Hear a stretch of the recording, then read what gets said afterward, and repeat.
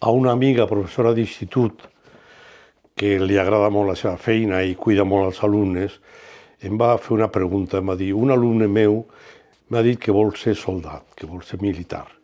I jo m'he quedat una mica aturada perquè no sabia massa bé què respondre. Llavors jo li vaig fer una proposta de preguntes per fer-li a l'alumne perquè reflexionés abans de ficar-se a ser soldat. I li vaig dir que respongui, que estudiï quina capacitat de bombes atòmiques hi ha al món. Perquè si sabem això, doncs igual ja no tens tantes ganes de ser militar, perquè les bombes atòmiques no fan massa gràcia. Quantes vegades es pot destruir la humanitat con este potencial de destrucció? A mi m'han dit que són 14 vegades, però bueno, a partir d'una ja és d'estar bojo, o sigui que això no té massa il·lusió. 14 vegades per destruir la vida de la Terra, és increïble. Una altra pregunta, que estudiï si algun exèrcit es pot defensar d'un atac amb bombes atòmiques.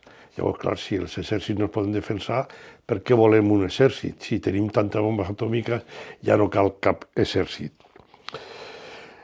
L'altra pregunta era, els dirigents polítics que tenen accés al botó nuclear, aquest que apreten i volem tots, són persones intel·ligents, sensates, equilibrades, amants de la paz?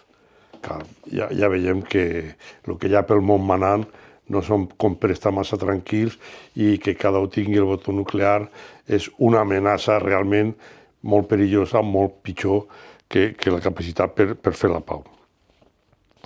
Si li agraden les emocions fortes, la disciplina i el companyerisme, que són qualitats que sempre dins del militar, seria millor ser bomber i salvar vides, comptes que amenaçar la gent amb escopetes.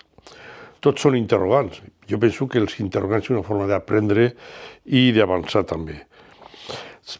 Hauria de preguntar-li també si sap d'algunes altres formes de defensa, com l'autodefensa no violenta o la defensa popular no violenta. Podem defensar-nos sense matar l'enemic?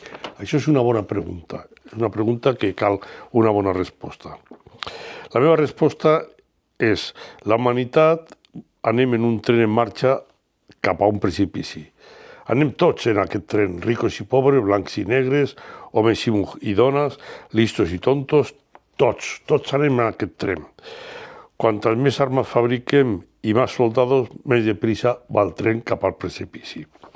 L'única solució de supervivència és luchar per el desarme, aturar el tren, desviar la direcció, frenar-lo, immobilitzar-lo, és el que devem fer les persones sensates. Salut i pau, educació. I li dic a la professora, no et desesperis, ho tenim molt difícil, la guerra és un gran negoci, però seguim, la vida és bella.